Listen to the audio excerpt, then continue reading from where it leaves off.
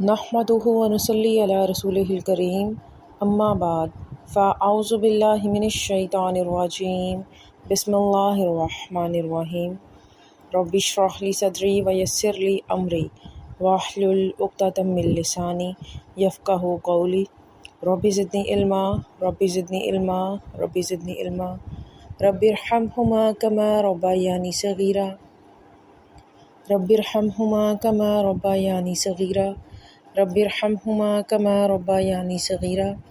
السلام علیکم ورحمۃ اللہ وبرکاتہ۔ آئی ہوپ آپ سب لوگ خیریت سے ہوں گے۔ میں عائشہ شکور بنت محمد فاروق قرآن ود عزیز الاقبال میں آپ سب کو خوش آمدید کہتی ہوں۔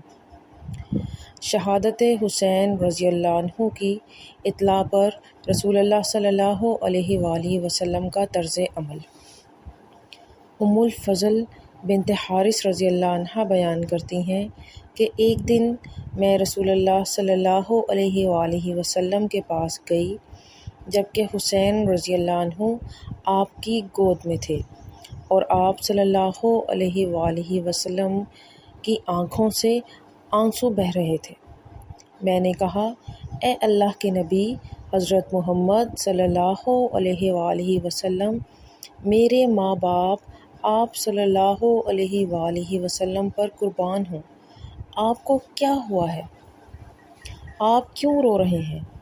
آپ صلی اللہ علیہ وآلہ وسلم نے فرمایا، حضرت جبرائیل علیہ السلام میرے پاس آئے اور مجھے بتایا کہ میری امت میرے اس بیٹے کو دریائے فرات کے کنارے قتل کرے گی۔ اگر آپ چاہتے ہیں تو میں اس کے مقتل کی مٹی آپ کو دکھا دیتا ہوں۔ پھر اس نے سرخ مٹی نکال کر مجھے دکھائی، لہٰذا میں اپنے آپ پر قابو نہ پا سکا اور باوجہ دکھ آنسو روا ہو گئے۔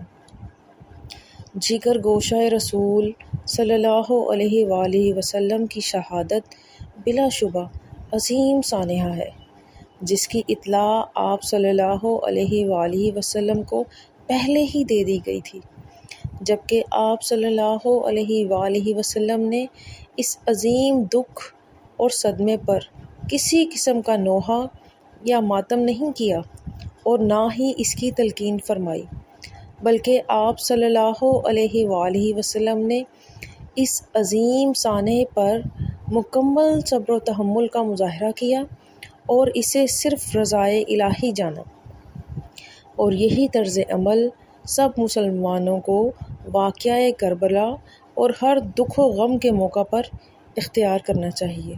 جزاک اللہ خیراً کثیرا۔